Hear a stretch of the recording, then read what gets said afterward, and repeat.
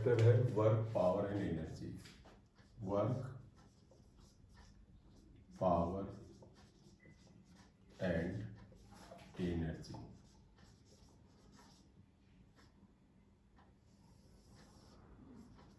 ये चैप्टर ठीक है बेटा।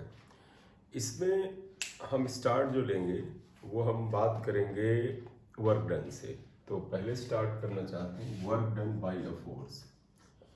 Work done by a force, even constant force ले रहे हैं, by a constant force. Clear? तो हम स्टार्ट देंगे कि what is the work done by a constant force. Clear? तो देखिएगा, अगर हम यहां पर लेते हैं, ये आप देखिएगा एक हॉरिजॉन्टल स्मूथ प्लेन है, रफ नहीं है, फ्रिक्शन हटा के बात हो रही है। इस पे एक ब्लॉक रखा हुआ है, इसका कुछ मास है, इसके ऊपर एक फोर्स है, वो हमने F लगाया है। Suppose we are applying this force at some angle, हमने ये फोर्स कुछ एंगल पे लगाया है, ये एंगल थीटा है। क्लियर बेटा? अब आप कहोगे कि सर हॉरिजॉन्टल लगाएं। अगर आप इस फोर्स को हॉरिजॉन्टल लगाते तो क्या होता? सिर्फ एक केस डिस्कस होता। अगर हम थीटा एंगल पे लगाएंगे तो सारे केस आ जाएंगे। मतलब अगर थीटा 0 हो जाए, ऑब्वियसली बात ये फोर्स इसका पैरेलल हो जाएगा। मास m मान लें। अब अगर इस फोर्स की वजह से आप देखें, ये ब्लॉक इस पोजीशन A से खिसक करके अगर इस स्थिति में आ जाता है, ये ब्लॉक डिस्प्लेस होकर के इस स्थिति में आ जाता है, तो suppose this block is displace from A to B, A से B तक डिस्प्लेस होता है, डिस्प्लेसमेंट इज S। ये आया, फोर्स लगा था, वैसे फोर्स था ये, जैसे था वो, ठीक। अब आप देखिएगा, इस फोर्स का अगर हम एक कंपोनेंट करें तो ये F cos थीटा आएगा। और ध्यान से देखिएगा, ये फोर्स का कंपोनेंट डिस्प्लेसमेंट के पैरेलल है, जबकि ये कंपोनेंट जो है ये परपेंडिकुलर है। क्लियर? तो एक्चुअली हमें करना क्या है, अगर ये ब्लॉक हॉरिजॉन्टल सरफेस से डिस्प्लेस हो रहा है तो work done in displacing a block on horizontal plane निकालना पड़ेगा। और इस केस में वर्डन में ध्यान रखिएगा, आपको इतना पता है, मतलब 2D में आपने पढ़ा है, अगर कोई चीज एक्स एक्सिस पर डिस्प्लेस होकर कुछ वर्क करती है तो ऑब्वियस सी बात, इस वर्क में कंट्रीब्यूशन इसका होगा, वर्टिकल कंपोनेंट या 90 डिग्री कंपोनेंट का कोई यहाँ पर कंट्रीब्यूशन नहीं होगा। तो अगर मैं कहूँ what is the work done in displacing this block from A to B, work done in moving या displacing a block from A to B, A से B तक अगर कहा जाए तो देखो वर्क डन इक्वल टू क्या होता है, ध्यान रखिएगा, फोर्स F के दो कंपोनेंट, एक ये, इसका ये कंपोनेंट जो है ये डिस्प्लेसमेंट के पैरेलल है। तो असल में इसका फार्मूला फोर्स इनटू डिस्प्लेसमेंट नहीं लिखेंगे, इसका फार्मूला हम लिखेंगे force in the direction of displacement into displacement. तो देखिएगा, ये ध्यान रखना इंपॉर्टेंट है, force in the direction of displacement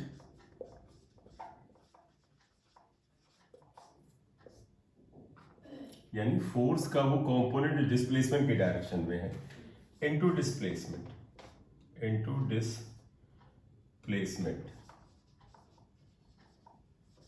ये है।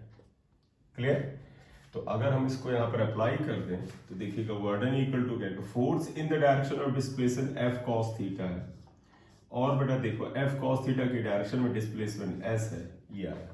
तो इसीलिए हम वर्क डन को ऐसे लिखते हैं, work done equal to Fs cos theta, जहां पर F is the force, S is the displacement and theta is the angle between the force and displacement, application of force and displacement, ये work done आता है। Clear?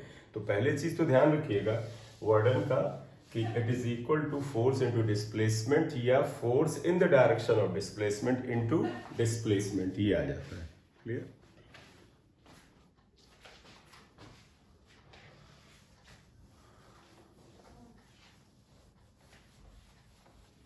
तो हमारा बेटा work done का क्या फॉर्मूला है, आप देखिएगा, वर्क डन इक्वल टू आ गया Fs cos थीटा, जहां पर थीटा क्या है, फोर्स क्या है, डिस्प्लेसमेंट क्या है, आपको डायग्राम में समझा दिया। Clear?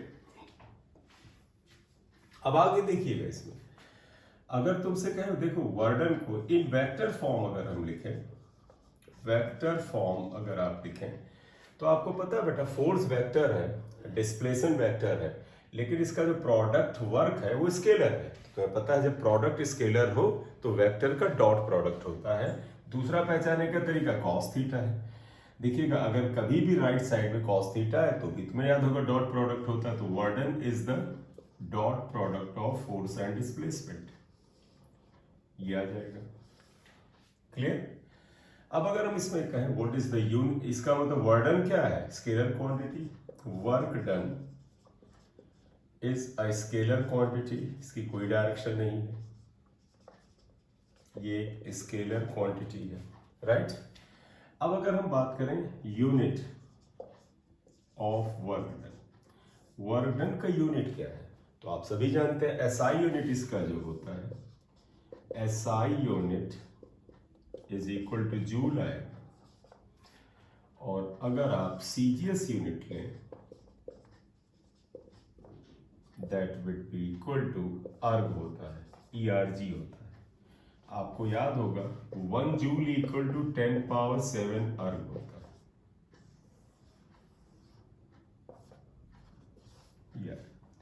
Dimension of W everybody knows mL2T-2। जिन चीजों का यूनिट जूल होता है उनका डायमेंशन फार्मूला ये होता है। तो ये वर्डन है, आप इसको नोट कर लें, फिर इसको आगे बढ़ा लेते हैं इसमें।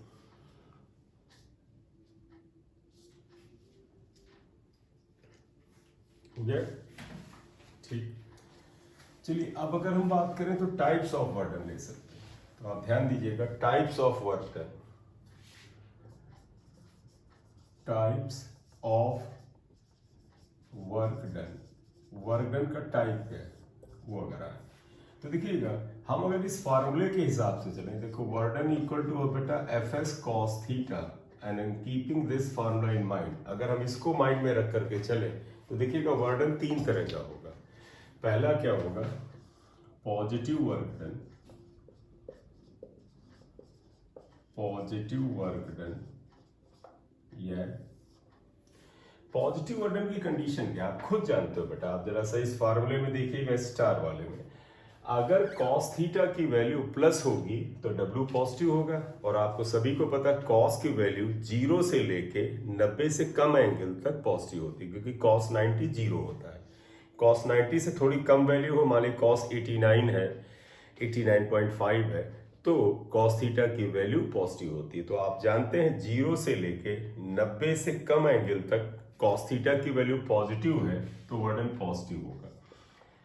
If theta is less then 90 degree, यानी 90 से छोटा हो लेकिन ग्रेटर देन 0 है सॉरी, ग्रेटर देन 0 और equal to 0, then work done is positive, then work done is positive.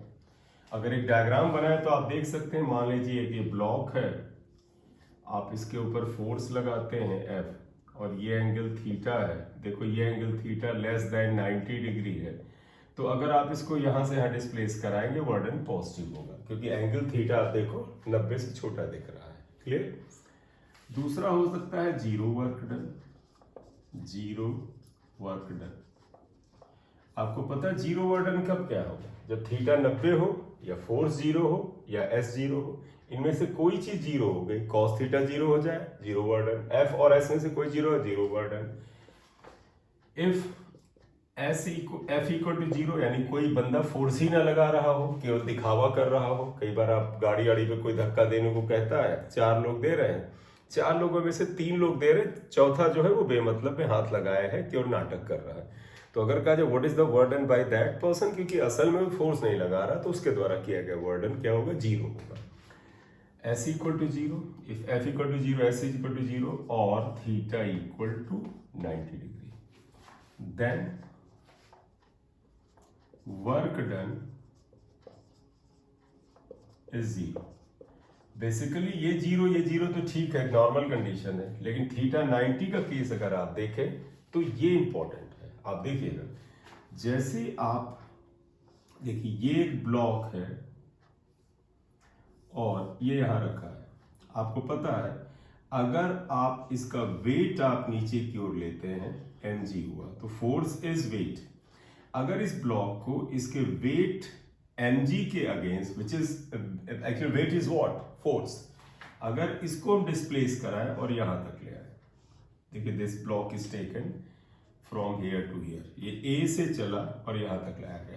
तो देखो डिस्प्लेसमेंट ये है। अगर आप इस केस में जरा ध्यान से देखें तो देखो ये ब्लॉक ए पर था, इसका फोर्स या वेट mg नीचे की ओर था, डिस्प्लेसमेंट देखो ये s था। ये आप देखो बेटा डिस्प्लेसमेंट और ये जो फोर्स है इसके बीच का एंगल कितने के बराबर है, 90 डिग्री। तो इसमें वर्डन 0 होगा। तो आप देखिएगा, मतलब इसका मतलब ये नहीं कि आप ऐसे ही बोल देंगे, आप ये जरूर देखना कि किस फोर्स के अगेंस्ट वर्डन पूछा जा रहा है। तो अगर मैं कहूं if this particle is displace here to here, ये यहां से यहां डिस्प्लेस किया जाता है, what is the work done against the gravity, gravity means its own weight, तो आप कहोगे कि वेट सर नीचे लगता है, डिस्प्लेसमेंट दाहिनी तरफ है, एंगल 90 है, cos 90 की स्थिति में वर्डन 0 होगा। यही कारण है कि छोटी क्लास में 8th में या 10th में आपने पढ़ा होगा कि जब एक कुली जो होता है रेलवे स्टेशन पे लोड लेके चलता है, अपने सर के ऊपर ब्रीफकेस या सामान लगा के चलता है, तो देखो बेटा वो जो सामान उसने सर पे रखा उसका डायरेक्शन डाउनवर्ड है, और वो कुली जो है वो रोड पर या वहां पर प्लेटफॉर्म पर हॉरिजॉन्टल चलता है। अगर वो हॉरिजॉन्टल चलता है तो उसने जो सर के ऊपर वजन लादा हुआ है वो नीचे है, तो वास्तव में टेक्निकली फिजिक्स के लैंग्वेज में वर्डन 0 होगा। तो इसीलिए एग्जाम्पल हम लोग पढ़ते हैं छोटी क्लास से कि अगर कोई बंदा कोई वजन लेकर के सड़क के ऊपर चलता है तो work done against the weight of that, जो भी लगेज वगैरह लिया है वो 0 होता है, क्योंकि थीटा की वैल्यू 90 होती है। क्लियर? तो ये आप पाएंगे कि 0 वर्डन के एग्जाम्पल है। अब तीसरा वर्डन हो सकता है कि cos थीटा की वैल्यू बेटा नेगेटिव भी होती है। तो आपको मैं फिर से बोलता जाऊं, थीटा की वैल्यू 90 से कम cos थीटा पॉजिटिव, थीटा की वैल्यू 90 से ज्यादा cos थीटा की वैल्यू नेगेटिव होती है, और cos थीटा 90 के लिए 0 होता है, वो हमने पढ़ लिया। तो अब अगर हम थर्ड बात करें, negative work done, negative work done,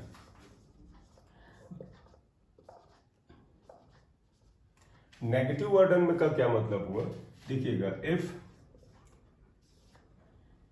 if theta is less than equal to 180 degree and greater than 90 degree, तो if theta's value is greater than 90 degree and 180 degree के बराबर, ओके, तो देखिएगा if theta is greater than 90 and less than equal to 180 degree, then work done will be taken as negative, then work done will be negative. ठीक, आप example देखिए, मान लीजिए एक ब्लॉक है, ये कुछ वेलोसिटी से इधर जा रहा था, देखो it was moving with some velocity, इस समय इसकी वेलोसिटी v थी, लेकिन ये ब्लॉक अगर आगे जाकर के इसकी स्पीड कम होती जाए, अब आप चाहे फ्रिक्शन फोर्स ले लो, चाहे यहां तक जाए और a से b तक ये ब्लॉक मूव करता है।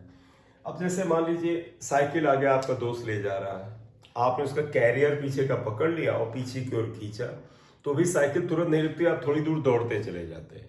तो तुम फोर्स पीछे लगा रहे हो, साइकिल आगे जा रही है, एंगल 180 हुआ, लेकिन इस समय साइकिल थोड़ी दूरी तय करता है, डिस्प्लेसमेंट हुआ, तो जो तुम फोर्स पीछे लगा रहे थे उसके अगेंस्ट वर्डन नेगेटिव होगा, क्योंकि force is acted opposite direction, displacement of bicycle is in forward direction, angle is 180, तो वर्डन क्या होता है, नेगेटिव होता है।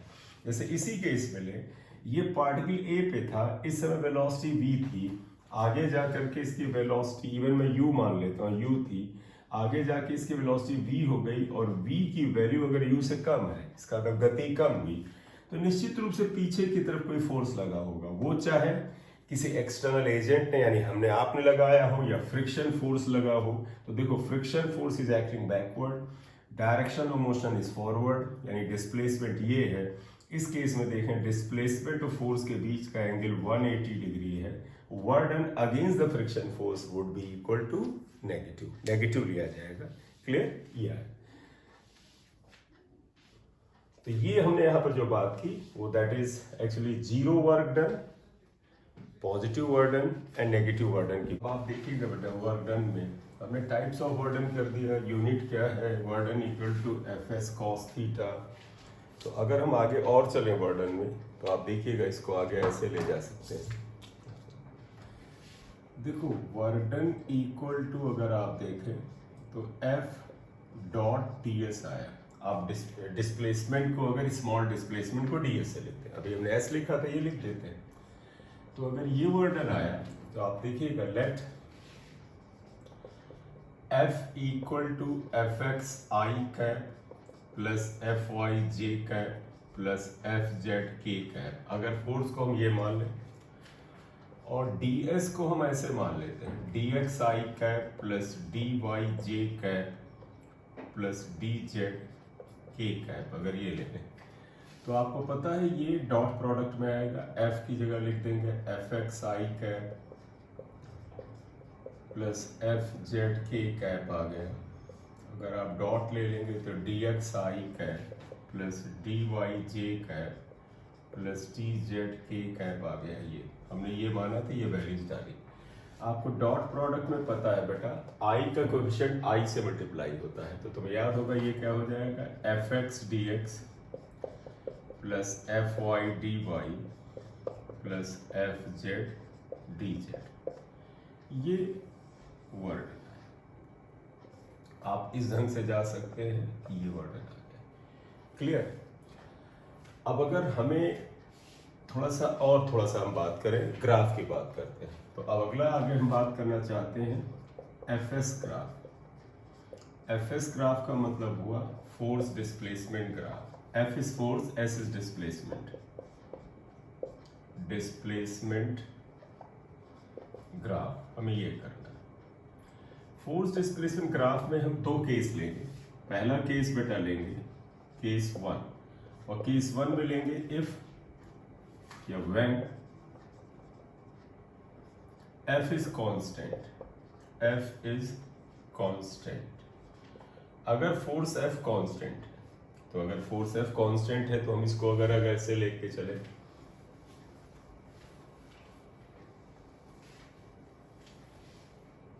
देखो फोर्स कांस्टेंट है तो हम इसका अगर एक ग्राफ बनाए, देखिए बेटा इसका ग्राफ बनाते हैं। अगर हम y एक्सिस पर फोर्स ले लेते हैं, देखो y एक्सिस पर हम फोर्स ले लें और x एक्सिस पर डिस्प्लेसमेंट ले लेते हैं, s ले लिया। ग्राफ देखो क्या कहते हैं, फोर्स F कांस्टेंट है तो इसका मतलब कांस्टेंट का मतलब graph is straight line parallel to displacement axis ये होगा, क्योंकि फोर्स कांस्टेंट है। देखो यहाँ से यहाँ तक कांस्टेंट है, आप इसे a मान लो, इसे b मान लो। क्लियर। तो अगर graph is straight line parallel to displacement ऐसी तो a से यानी इनिशियल पॉइंट से आप परपेंडिकुलर डालो, इसे आप s1 ले लो। फाइनल पॉइंट से आप परपेंडिकुलर डालो, आप इसे S2 ले लो। ये आ गया, तो ये आ गया आपका डिस्प्लेसमेंट एंड फोर्स। देखो बेटा इसके बीच का अगर आप गैप लेंगे तो क्या आएगा delta S and that will be taken as S2 minus S1। देखो S2 में से S1 को ना डेल्टा S आया। यहाँ से आपका फोर्स कांस्टेंट है तो सपोज ये F के बराबर है। मतलब बात समझिएगा, मान लें यहाँ पर फोर्स 10 न्यूटन था तो ये 10 न्यूटन बना हुआ है, यानी ये जो F है ये 10 न्यूटन के बराबर है। क्लियर। अब अगर मैं तुमसे कहूं what is the area covered by this graph with displacement axis, तो therefore area covered by FS graph with S axis, S मतलब डिस्प्लेसमेंट। अब आपसे मैं कहूं कि इस ग्राफ ने एस एक्सिस के साथ कितना एरिया कवर किया है, तो एरिया कवर्ड अगर आप देखिए क्या आएगा, ये जो रेक्टेंगल बन रहा है इसका एरिया आएगा that is equal to area of rectangle AB S2S1। देखो AB S2S1 इसका एरिया आएगा, और रेक्टेंगल का एरिया बेटा आपको पता आयत का एरिया होता है लंबाई इंटू चौड़ाई। लंबाई को आप F से डिनोट करें, F आ गया। चौड़ाई को देखें डेल्टा S से डिनोट करें, डेल्टा S आएगा चौड़ाई। और तुम्हें पता फोर्स इंटू डिस्प्लेसमेंट क्या होता है, वर्क। W के बराबर है। लबोलो अब क्या निकला, area covered by force displacement graph with displacement x is equal to work done. तो इसलिए अब आप यहां से नियम बना लेंगे, therefore area covered by FS graph with displacement axis is equal to work done। ये वर्क डन के बराबर होता है,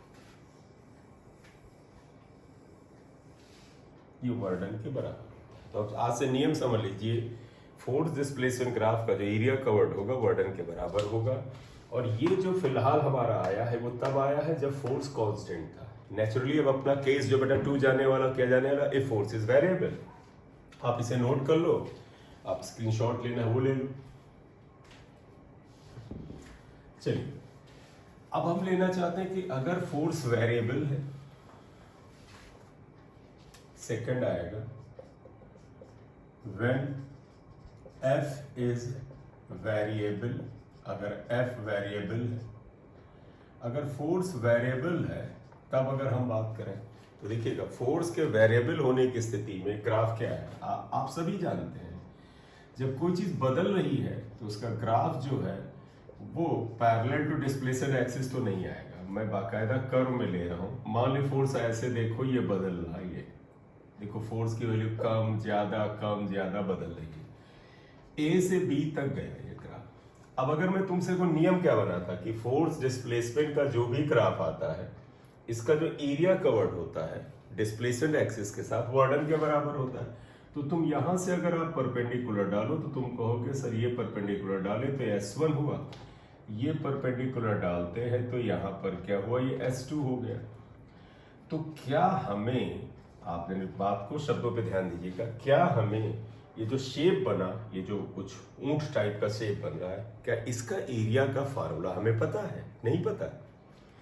वी नो दैट कि इसका फार्मूला नहीं पता। पिछले में तो रेक्टेंगल बन गया था, ट्रायंगल बनता, ट्रेपेजियम बनता, स्क्वायर बनता, कुछ ऐसा शेप जिसका हम ज्योमेट्री में फार्मूला जानते हैं एरिया निकालने का, तब तो काम बन जाता है, लेकिन यहाँ तो नहीं है। तो क्या करें? तो तुम्हें पता है जब कोई एरिया क्लियर कट ना हो, वेरिएबल हो, उसका हमें कोई फार्मूला ना पता हो, तो हम इंटीग्रेशन में जाते हैं। और इंटीग्रेशन का क्या तरीका, बड़ा व्यवहारिक तरीका है, बड़ा प्रैक्टिकल तरीका है। इंटीग्रेशन का मेथड कहता है कि इस ग्राफ के ऊपर 2 नियर पॉइंट लीजिएगा। ध्यान रखना, एक पॉइंट हमने m ले लिया, एक n ले लिया। ध्यान रखना इस जगह पे तो ये पॉइंट फिर भी थोड़ा दूर है। असल में अगर यहाँ m है तो ये n, बस m के साथ चिपका हुआ यही होना चाहिए, तो बहुत ही नजदीक होने चाहिए। क्यों? क्योंकि हम मानते हैं कि these 2 points are infinitely close, बहुत ही नजदीक क्लोज है, ठीक है, या इनके बीच का जो गैप है इनफाइनाइटसाइमली स्मॉल है, बहुत छोटा है। अब अगर आप m से परपेंडिकुलर डालिए, n से परपेंडिकुलर डालिए, और ये एक स्ट्रिप आई, फिर मैं बताऊं m और n बड़े नजदीक हैं, तो इसलिए अगर यहां पर m पर फोर्स F के बराबर है, तो बेटा समझिएगा, अगर यहाँ पे फोर्स F के बराबर है तो n पे भी फोर्स F के बराबर होगा। क्यों? क्योंकि m और n बड़े नजदीक है। तो देखो ये फोर्स F के बराबर, तो ये भी आएगा। ये बहुत छोटी दूरी है क्योंकि m और n नजदीक है, तो ये दूरी को आप, क्योंकि s से डिनोटेड है तो इसे ds ले लोगे। तो पता है जब भी कोई चीज बहुत छोटा होता है उसे डेल्टा s के बजाय ds से डिनोट करते हैं। तो मैं तुमसे कहूं कि m से n तक का वर्क डन क्या होगा, तो तुम कहोगे सर ये छोटी सी जो पट्टी बन रही है स्ट्रिप, इसका एरिया आएगा। तो आप ध्यान रखिएगा, area from m to n is equal to area of elementary strip. Elementary मतलब वो जो छोटी सी स्ट्रिप आई है जिसका शेप जो है एलिमेंट्री, रेक्टेंगुलर भी आप लिखना चाहें तो लिख सकते हैं, क्योंकि ये रेक्टेंगल टाइप का आता है, rectangular strip, and that is equal to, इस रेक्टेंगुलर स्ट्रिप का बताओ बेटा, रेक्टेंगुलर स्ट्रिप का एरिया क्या होता है? लंबाई इंटू चौड़ाई, that would be equal to length into breadth, यानी F इंटू ds। ये वर्डन है, ये वर्डन बेटा यहां से यहां तक आता है। तो तुम्हें पता है इंटीग्रेशन क्या कहता है कि अगर ये पट्टी का एरिया निकाला, इसके बगल में एक और छोटी पट्टी लो, एरिया निकालो, और बगल में एक छोटी सी पट्टी एरिया निकालो, सभी छोटी छोटी स्ट्राइप्स का एरिया निकालिए, यहाँ एक स्ट्राइप्स, यहाँ स्ट्राइप्स, यहाँ तक, और सबको जोड़ दीजिए। इंटीग्रेशन में इसको लिखने का क्या तरीका है, देयरफॉर टोटल वर्क डन, क्योंकि ये सब हम लोग पहले पढ़ चुके हैं, how and why to integrate from S1 to S2, मतलब यहां से यहां तक टोटल वर्डन अगर आपसे पूछा जाए तो that will B obtain by integrating. आप इंटीग्रेट करें किसको बेटा, ये इक्वेशन, ये जो इक्वेशन आई है इसको FDS को इंटीग्रेट करें, और शुरुआत कहां से करें, S1 से S2 तक। कहां से, S1 से S2 तक। तो अब आप ध्यान रख लीजिए आज के बाद कि अगर फोर्स F ऐसे वेरिएबल होगा, ग्राफ बनाना जरूरी नहीं है, अगर किसी जगह फोर्स वेरिएबल मिले, भाई वर्डन निकाल लो। कैसे निकालो, इंटीग्रेशन करके। क्लियर, तो इतना है, इसे नोट कर ले, फिर इसको आगे बढ़ाओ।